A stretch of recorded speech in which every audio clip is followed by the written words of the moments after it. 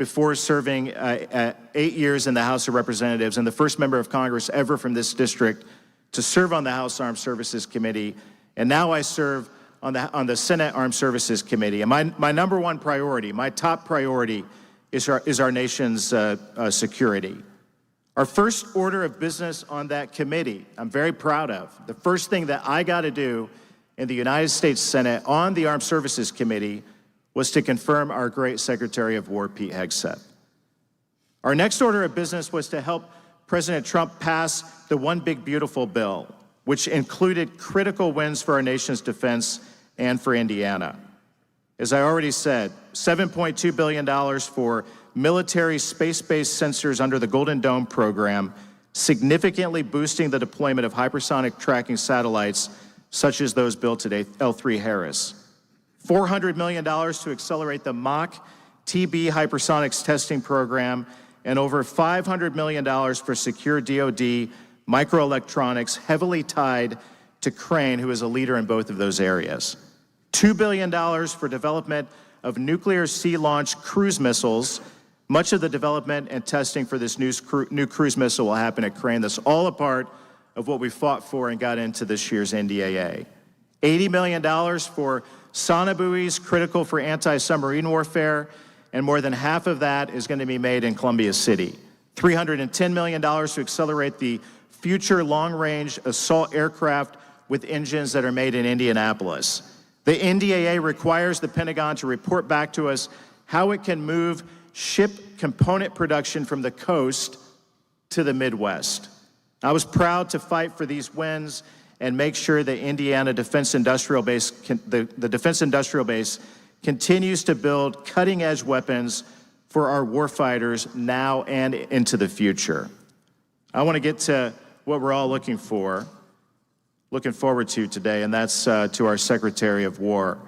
Secretary of War Pete Hegseth has been the exact leader the military needed to restore the focus of lethality after 4 disastrous years under the previous administration. Under his leadership, Secretary Hegseth has ended wokeness and DEI in the military and brought back the warrior ethos. Nothing could be more important than that, and in a short period of time, that's what the Secretary of War has done. He's turned around the military's worst recruitment crisis since the creation of an all-volunteer force. It has been an astonishing success story.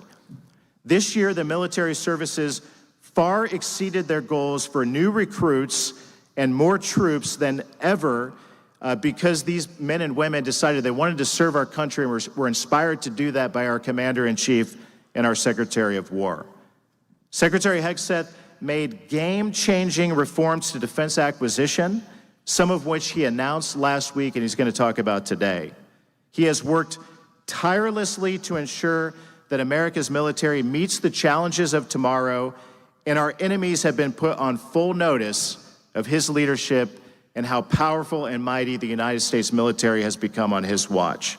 Ladies and gentlemen, it is an incredible honor as a kid who came from Columbia City, Indiana, right next door to Fort Wayne, to introduce my friend, the Secretary of War, Pete Hegseth, to Fort Wayne, Indiana. Please join me in welcoming a great friend.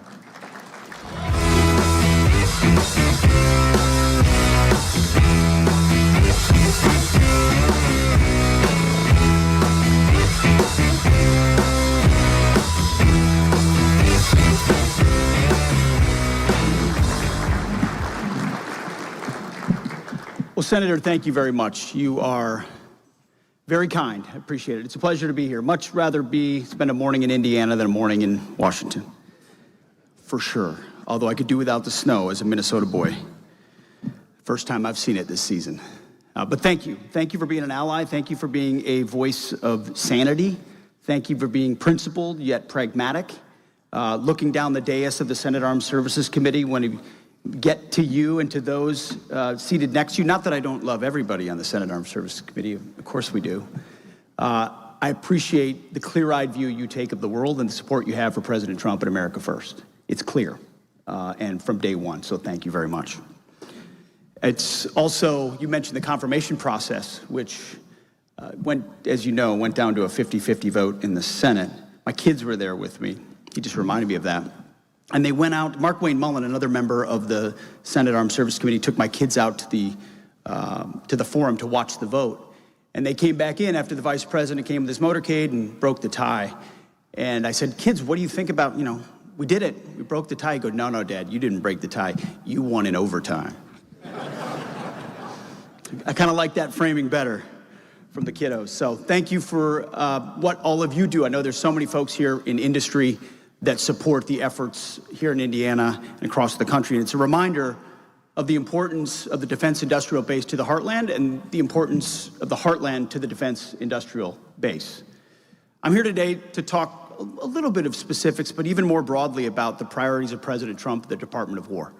It happens to be 1 year ago today that President Trump announced my name as his choice for then the Secretary of Defense. 1 year. Barely believe it. I'll never forget walking out of his office on the second floor of Mar-a-Lago, or walking in the middle of it, where he said two things. He said, first of all, Pete, you're going to have to be tough as shit. Proved to be true. He also said, I need you to bring the warrior spirit back to the military. We need the warrior spirit back. And that has been our guidepost, as the senator mentioned, from the beginning. I mean, I could lay out the 10 points, and it's been America first, peace through strength, common sense, revive the warrior ethos, rebuild the military, reestablish deterrence. We're going to defend the homeland. We're going to deter China. We're going to make sure our allies do their part in burden sharing, and we're going to revive the defense industrial base. That's 10 points, general overview of what the president prescribed us to do, what the Department of War has been focused on, and the urgent threats that we need to orient on. That's the overview of what a golden age of American warfighting looks like. Now, our top priority, as the president has charted the course, is America first. Go on to the days of nation building or deferring to globalist organizations. Everything we do is America first. And so if America first is our founding principle, then peace through strength is our tried and true playbook. And President Trump understands this like no president since Teddy Roosevelt. The motto of my first platoon, and I think there's value, the senator himself served in Afghanistan, led men. There's value to our generation of troops now having an opportunity to lead. I never thought I'd put the motto of my first platoon to good use. But 1st Platoon, Charlie Company, 2nd of the 113th, New Jersey National Guard, Guantanamo Bay, 2004 to 2005. Our motto was, those who long for peace must prepare for war. And our logo was actually a giant peace sign in barbed wire. Warriors have repeated that motto since the 4th century Rome, including George Washington, the first leader of our War Department. And that's why we restored the name of the Department of Defense to the Department of War for clarity, not because we want war, but because we must be fully prepared to wage it. And since waging war is so costly, we owe our republic a military that can win any war we fight. And our adversaries have to believe that we're capable and willing to fight and win that war, which is what leads to actual deterrence. That's peace through strength. Should our enemies choose to challenge us, they will be crushed by the violence and the precision of the War Department. These are not academic and theoretical concepts. They have to be real. It has to be real hard power, and the enemy has to believe you'll use it in order to prevent them from taking action. And certainly it's not theoretical right now. This feels like a 1939 type moment, or hopefully a 1981 type moment, where America needs to lead and rebuild to ensure that we maintain that peace through strength. Enemies are gathering and threats are growing.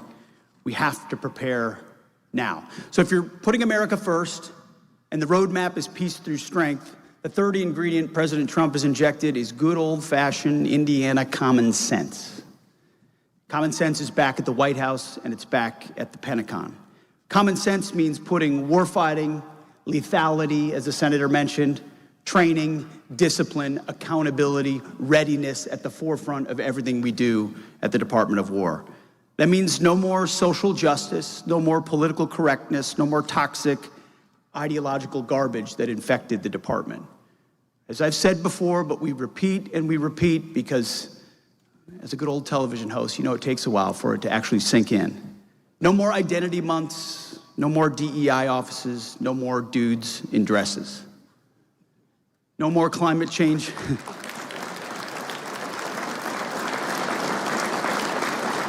It actually was a thing.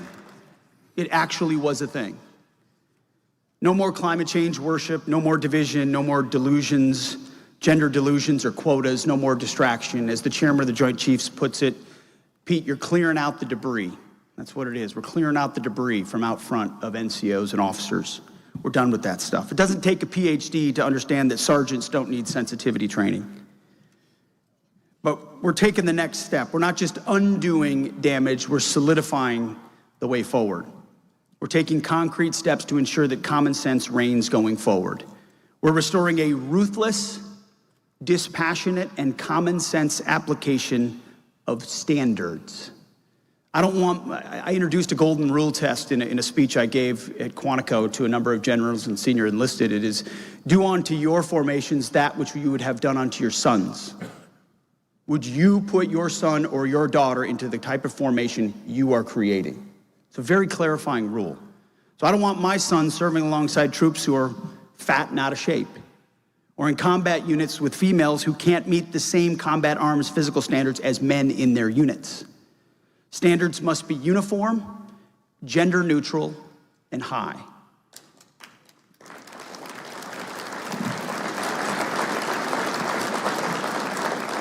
It's simple. It's colorblind, gender neutral, merit-based. I say colorblind, gender neutral, merit-based. That's what the military should be. Because if they're not standards, then they're just suggestions. Suggestions that get our sons and daughters killed in combat. And that's why I've directed every service to ensure that every requirement and every combat MOS returns to the highest male standard only. One standard across those combat jobs. If females make it, fantastic. Then they're most qualified for that position. If not, then so be it. It's not about what gender makes it into what position. It's are the standards meet the duty and the position, because a body on a battlefield or a .155 round weighs the same whether you're a man or a woman. So in line with POTUS's common sense agenda, the first item of what we're undertaking inside the Department of War is restoring the warrior ethos. So a lot of what I just said falls into the category of restoring the warrior ethos. And it's up and down the ranks. As I mentioned, that speech at Quantico, whether you're an airborne ranger or a chairborne ranger, a brand new private or a 4-star general in the Pentagon, you need to meet height and weight standards and pass a PT test twice a year. I also said, we don't need to be in military of beardos anymore. Do you know how many troops claim to be Nordic pagan? No, suddenly it's become like this real fake religious affiliation inside the Pentagon where troops claim to be Nordic pagan so they can grow a beard, and no one challenges them on it because no one's upheld standards for a long time. So now a quarter of the platoon is sporting beards because they're now suddenly Nordic pagans. We're not doing that stuff anymore. The idea is, it's sort of the broken windows theory of policing. There'll be some people that say, well, Pete, why would a secretary care about beards and PT standards? It's the same thing. Well, why would a mayor of New York care about squeegee men or about broken windows? It's because when you let the small things go, you create a climate of criminality. But when you let the small things go inside your formations, you create a climate of a lack of discipline, where standards cannot be enforced. And if you can't enforce them on the small things, it gets far more difficult to enforce them on even more meaningful things. And so when commanders and NCOs are not empowered to enforce discipline and standards, instead they're called toxic. Now the entire command structure is flipped upside down. And what happens when directives have to be given in combat, when bullets are flying, when you need directives to be clear and you need them to be followed? That's why those things in peacetime matter and they become a reflex in wartime. We're also ending what has become a risk-averse culture. NCOs and commanders no longer have to walk on eggshells, that's the phrase that we've used, for fear of compromising a blemish-free record. You see, blemish-free records are great in peacetime, but they don't work in wartime. So we're overhauling the Inspector General, the EO, and MEO processes so they cannot be weaponized. See, these processes have been weaponized to put complainers, ideologues and underperformers in the driver's seat. I spent a year writing a book called The War on Warriors before I took this job, where I spent Saturday afternoons at Fox calling members of the military, every rank, every background, every service, asking them what works, what doesn't, what's going wrong in the military. And time again, they came back to command climate. It's impossible to be a commander right now, because the minute you enforce a standard, you're called toxic and someone drops an IG complaint on you and you can't get promoted, you can't move on, and you're not empowered to enforce standards. We're changing that entire paradigm. We're reviewing and flipping the entire IG process. Sure, you still can't be racist or sexist. Like, it's been illegal to be racist in the military since 1948. Those things remain, and those things are clear. But officers simply upholding high standards that promote the warrior culture are not toxic. And we're no longer are going to be subjected to drawn-out, weaponized, unfair investigations that are never anonymous complaints that go on for months, and they can't do their job. There's a big difference between something that's anonymous and something that's carefully handled or close hold, confidential. And we've worked with the services, with the joint staff across OSW to put in place a process that ensures that you can approach the IG if necessary, but commanders are empowered throughout. So that's restoring the warrior ethos. Number 2 is rebuilding the military. Our warriors, I mean, as the president points out, and he's right, we have the strongest, most capable, most lethal military in the world, full stop. No one can touch us. But if we're gonna maintain that and put the best weapons, ships, and aircrafts and platforms in the hands of our men and women, we've got a lot of work to do here in Indiana and across the country to get things on time and at scale. So when I think of rebuilding the military, we think of places like NSA Crane. Right here in Indiana, the 3rd largest naval installation in the world. I can't lie. I mean, the first time I met with Senator Banks and he told me about Crane, I said, wait, the 3rd largest naval institution in the world is in Indiana? Okay. But then when you add it all up and you look at the industry and you look at the history, it all makes sense. And then you look at the capability of what's produced here. Crane embodies the warrior ethos, committed to unwavering dedication and readiness in the face of any challenge. Over time, it's become a go-to, as he mentioned, on drone warfare and hypersonics and microelectronics, rapidly transitioning these innovations to the warfighter. We're gonna need more places like Crane, and we're gonna need them quickly. To achieve the historic rebuilding that President Trump has mandated us to undertake, we have to liberate our bureaucracy and fundamentally change the way we do acquisitions. Seated over here is Mike Duffy. He's the head of A&S, Acquisitions and Sustainment at the Department of War. And from the beginning, he and I have worked together. He and his team have taken the lead in saying, how do we fundamentally transform how we acquire and buy and develop weapon systems? And it manifests in a speech on Friday of last week at Fort McNair, where I spoke to military officers, defense industry executives, members of Congress, and others to announce those reforms. It's been a long time coming, actually. The last time there was a major acquisitions reform effort was Secretary Rumsfeld, and he announced it on September 10th of 2001. Needless to say, many of those reform efforts were overtaken by the events that happened the very next day on 9/11. We're continuing in that lineage, undertaking a department-wide transformation of requirements, acquisitions, and foreign military sales. We're addressing a core function of what we do at the War Department, identifying what our warfighters need, how we buy those capabilities, and then how we share those capabilities with allies and partners, which in a contested world is becoming even more important. You know this. I don't have to tell you this. For far too long, our department's been bogged down by burdensome and inefficient processes, paralyzed by impossible risk thresholds and requirements, and distracted by agendas that have nothing to do with warfighting. And every dollar squandered on redundancy, bureaucracy, and waste is a dollar that could be used for something meaningful. So the objective is quite simple: transform the entire acquisition system to operate at a wartime or warp speed footing, to rapidly accelerate the fielding of capabilities and focus on results. The objective is rebuilding the arsenal of freedom. Rebuilding the arsenal of freedom. American industry and its innovative spirit are begging begging to be unleashed to solve our most complex and dangerous warfighting problems. By the way, this task of transformation will be a war of attrition. The Pentagon's going to fight back. The bureaucracy's going to fight back. The powerful primes will fight back. And it's our job every hour, every day, every week, every month with our team to return fire, overwhelming fire, and say, no, this is how we're changing the paradigm. We're opening the aperture on speed, on competition, on scale, on commercial first, because the warfighters need it, and they need it now. Industry needs to perceive business with the Department of War from a perspective of growth and assume risk to partner with the United States. We're talking about transformation, not toothless reform, and we're talking about it fast. Because our adversaries are not sitting idly by, and their ambitions and intentions are clear. Now is the time. Here are the 5 overarching transformative pillars for our procurement process. First, we have to stabilize demand signals. We will award companies bigger, longer contracts for proven systems so those companies can be confident in investing more to grow the industrial base that supplies our weapons systems. More and faster. And that's good for big guys, small guys, and everything in between. More, faster.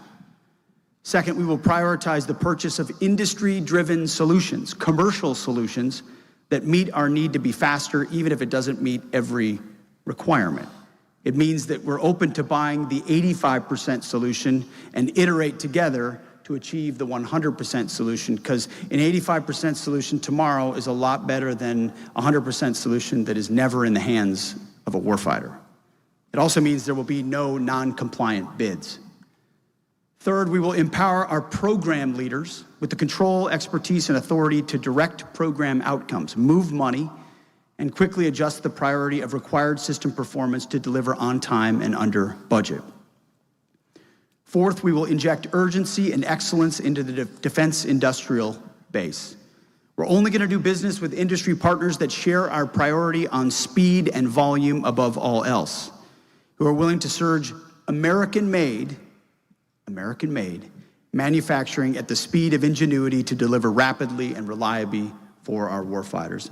And then fifth, we're undertaking regulatory reform, removing excessive and burdensome FAR and DFARS rules, reporting requirements, accounting standards, excessive testing oversight, and excessively long studies and analysis. Some of the things that used to take us 3 to 8 years through requirements and acquisitions now should take under a year. And we're talking budget cycle speed. Anything that unnecessarily slows down government contracts will be eliminated. So the bottom line is these changes will move us from a current prime contractor-dominated system defined by limited competition, vendor lock, cost-plus contracts, stressed budgets, and frustrating protests, always a protest, to a future powered by dynamic vendor space that accelerates production by combining investment at a commercial pace with a uniquely American ability to scale quickly. We're going to rebuild our defense industrial base into a new arsenal of freedom, which I know is welcome news to everyone in this room. We're committed to becoming a better customer and empowering firms that are ready to take risks, deliver on time, and innovate. So you've got the warrior ethos, rebuilding the military, and finally, of the 3 internal reforms at our department, reestablishing deterrence. You all know for far too long, especially under the Biden administration, the military looked woke and weak, and it invited aggression on the world stage.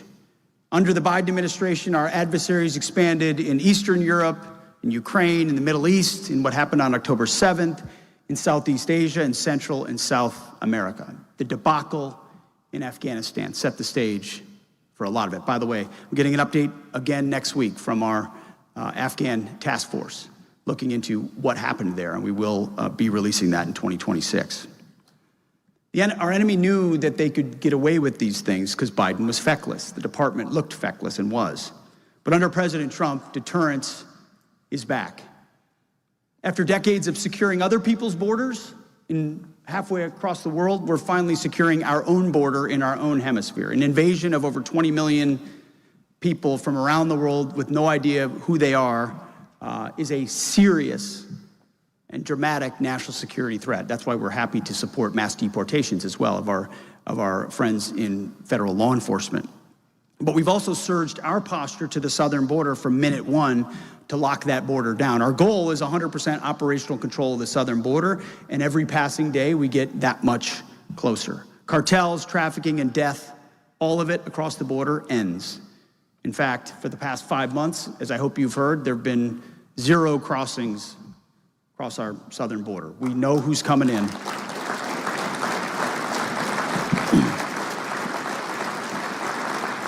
Let me tell you, the morale of the troops down there, I've gone down there a number of times to meet with the troops, to be defending our own homeland, securing our own border, in a real-world context with real authorities to do so, partnering with Border Patrol and Mexican Border Patrol on the other side is motivating. Our men and women down there love what they're doing, and that's why we revived the 1918 Mexican Border Medal to pin on their chest when they're done with a 6-month tour down there securing the border. These are not guys, with binoculars who don't have actual authorities. These are, striker platoons with vehicles and optics able to come alongside Border Patrol and assist in arrest of those coming across our border and lock it down. And eventually, more funding will lead to more infrastructure, more border wall, which will require less of a footprint, but even the same amount of a lockdown. We're also taking the fight on the deterrence front to cartels. My advice to foreign terrorist organizations, do not get in a boat.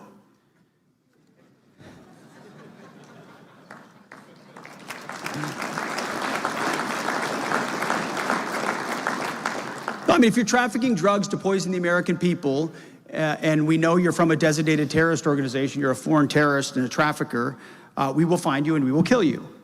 No one is better.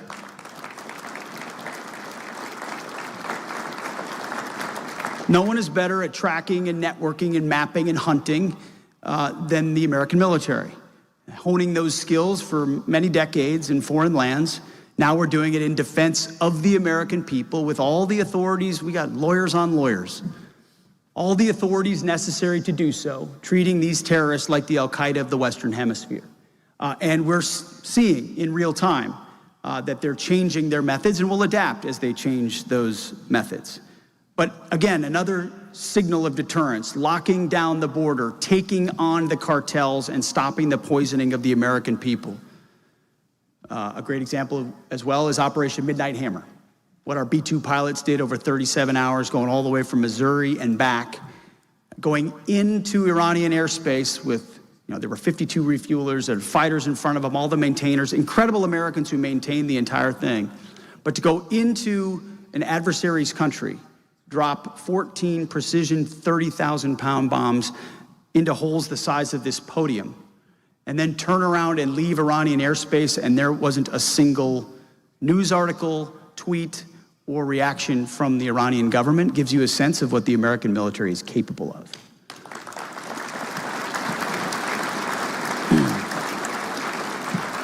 No, it was one of my favorite moments when we're in the Situation Room and we realized the bombers are out of Iranian airspace and all the targets have been hit successfully, and the president realizes that he gets to announce it before the world finds out, and he just turned to his assistant, we're all there, he goes, "Get me my phone." And he went, boop, and the world knew. But imagine the power of the signal of that truth, of the fact that the president had said, Iran, you have 60 days. And then on the 60-day mark, bombs dropped on their facilities, destroying Fordo, Esfahan, and Natanz. 60 days to the day, bombs drop. America says we'll do something, we follow through.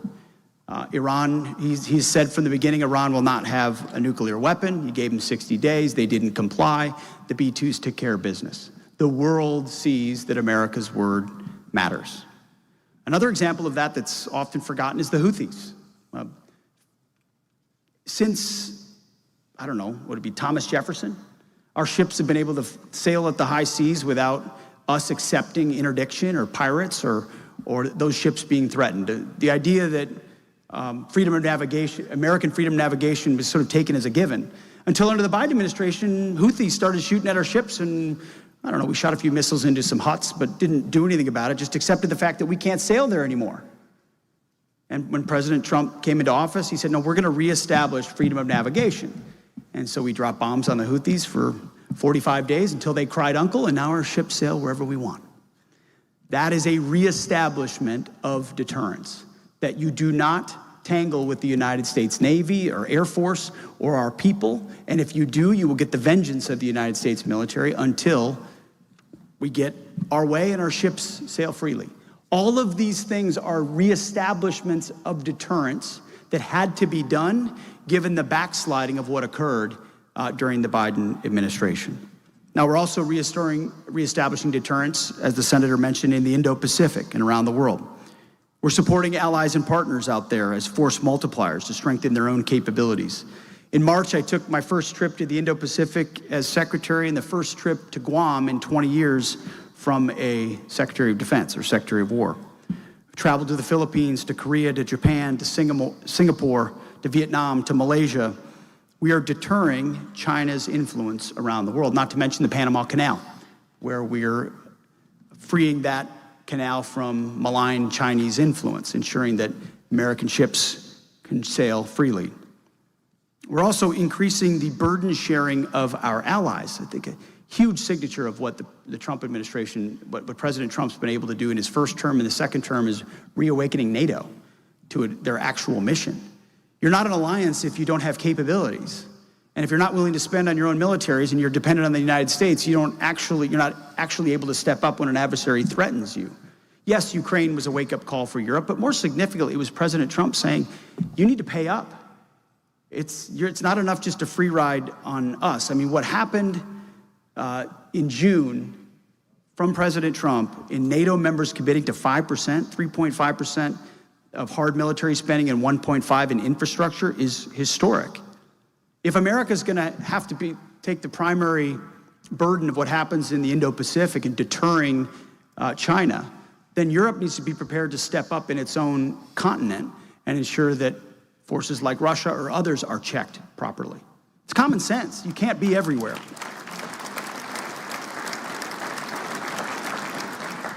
And finally, I'll end again kind of where we started with the defense industrial base. Decades of underinvestment and nonsensical bureaucracy and unstable demand signals have left us at a place where we're too reliant on too few, and what we do get is, yes, exquisite, but can't scale. We're just at a point where if we needed to rebuild, as we are right now, the arsenal of freedom, we have to make fundamental changes. So we're revitalizing American industry broadly, President Trump is, through his golden age, and at the Pentagon, we are ensuring that we maintain the most powerful military in the world. You can talk strategy all you want about homeland and hemisphere and deterring China and burden sharing. That's all briefed nicely on a white paper, but if you can't actually build the things you need to underwrite it, it's all an academic exercise. And that's why defense industrial base has been a top priority of ours from day one. So we're restoring the warrior ethos, we're rebuilding our military, we're reestablishing deterrence, and we have a president of the United States who has the backs of our warfighters. That's what I tell the troops every time I'm traveling. It's all I ever wanted as a young lieutenant was to know that my commander had my back. At any echelon, when we had to do difficult things in the dead of night where you make decisions at a split second, you're not always gonna make the right decision. But if you're doing it for the right reasons on behalf of the troops and the mission, then your commander ought to have your back. You see that with law enforcement, you see that with Border Patrol, you see that with our troops. When you have a commander-in-chief and a leader with a steel spine who has their back, they're empowered to make communities secure and safe. They're empowered to secure the border. They're empowered to deport dangerous illegals, or they're empowered to close with and destroy the enemy. And that's why a lot of what I've done as well is untied the hands of combatant commanders and allowed them to make decisions at their level to deal with and hunt down enemies of the United States, many of which the American people don't hear about in the newspapers. But it ensures that our warfighters are able to go out and do what they need to do to keep all of you safe. So in this new era for the defense industrial base, we're going to take risks, we're going to optimize for speed, we're going to compete, and we're going to scale. For the firms used to the old way, who refuse to take risks and innovate, we wish them well in their future outside of the Pentagon. But to the rest of you, We look forward to partnering with you to supply our warfighters and rebuild our military. Washington can be a tricky place, but not when you know why you're there and what you were sent there to do, and you lock arms with people who share those same perspectives. President Trump sets the tone. My job, I've got two basic principles. Don't talk to the media unless you have to, because all they do is spin, spin, spin. And then just do your job. Just do the job you have. And the job I was given by President Trump is to be the Secretary of Defense and now the Secretary of War, to deliver on behalf of warfighters. That's it. There's no other games to be played in Washington, D.C. And so when you have allies, and you need allies in that effort, and I'll tell you what you have here in Indiana, in the good Senator Banks is an incredible ally, who we know we can call when tough decisions have to be made, or he has to stand there shoulder to shoulder with us, or help explain the reforms that we're undertaking. It's critical. And you learn real quick in Washington who your real friends are, who will actually go to bat, and whose core is grounded in what needs to be done in that moment to advance America first and peace through strength. So, Senator Banks, I want to thank you for being that ally to us at the Department of War. From day one, from the announcement to the confirmation to everything in between, to the reforms that we're undertaking, you've been rock solid. And I want to thank you for that.